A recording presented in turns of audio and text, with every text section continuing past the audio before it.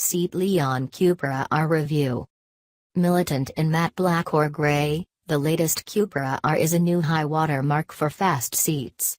Limited to just 799 examples, it represents the most powerful road car the brand has built, and the culmination, for now, of a procession of increasingly hardcore Leon variants. The mechanical setup will be familiar to many. Volkswagen Group's turbocharged E888 2.0-liter TSI driving the front wheels through a 6-speed manual gearbox that remains unchanged from the previously most potent Leon, the Cupra 300. Developing 306 bhp from 5,800 to 6,500 revolutions per minute, on paper this engine is an identical sibling to the thunderously effective unit found in the track-day-ready Volkswagen Golf GTI Club Sport S. The Cupra R has 10 bhp more than the Cupra 300, channeled through the same electronic locking differential.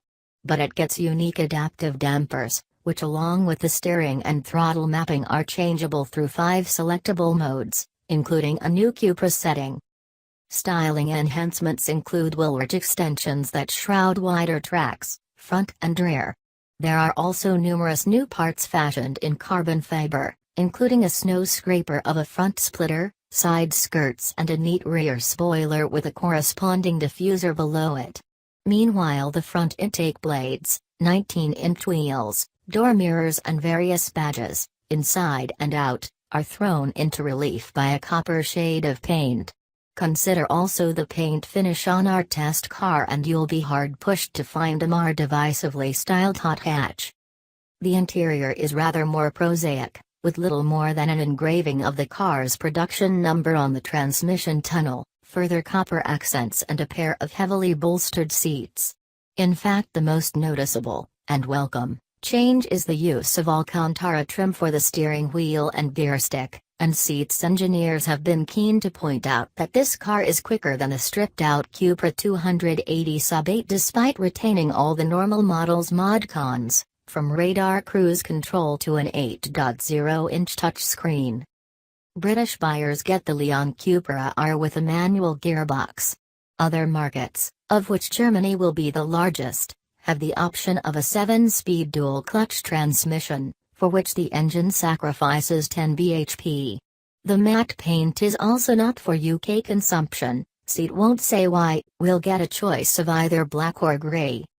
Our time in the car was short but long enough to determine that the Cupra R is a noticeable improvement over the Cupra 300. And as well you might expect, with its extrovert body kit and a price tag to match. The powertrain remains a triumph, its turbocharged engine responding not only without delay but also with proper muscle to any opening of the throttle above 2,000 revolutions per minute. That the same engine can generate peak power just 300 revolutions per minute short of the red line shows what a superb piece of engineering the EA888 is. Not many rivals exhibit that kind of breadth, and as such aren't nearly as thrilling to ring out, even if several of them do offer a little more charisma. Seat has, in fairness, done a good job of giving this engine a little more character than we're used to from its previous applications, not least in the Golf R, and has done so without wafting synthesized tones into the cabin. This is largely because in Cupra mode the exhaust forcibly crackles on the overrun but feels entirely natural. Get some heat into the system and it's especially enjoyable. Handling? New suspension uprights have allowed negative camber to be increased, doubled, almost, at both axles, and while the Cupra R will come shod as standard in Continental Sport Contact 6 tires, our test car wore Michelin Cup Sport 2 tires. Although impossible to separate the individual consequences of those modifications on the Catalan roads of our first drive, the combined effect was profound. Within the limitations of road driving, the Cupra R would seemingly splice through any corner at any speed you cared to throw at it short of the truly deranged. The variable ratio steering has also been quickened a fraction just off-center, and now has a touch more weight to it, something owners of the Cupra 300 would undoubtedly welcome. Overall, the car's agile chassis felt very neatly damped, allowing the tires and differential to do their best work.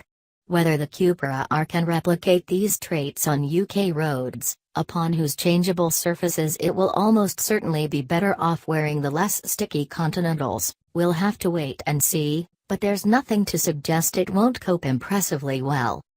One area in which Seat has failed to address a Cupra 300 bugbear reveals itself when the time comes to scrub off the immense speeds it's capable of amassing.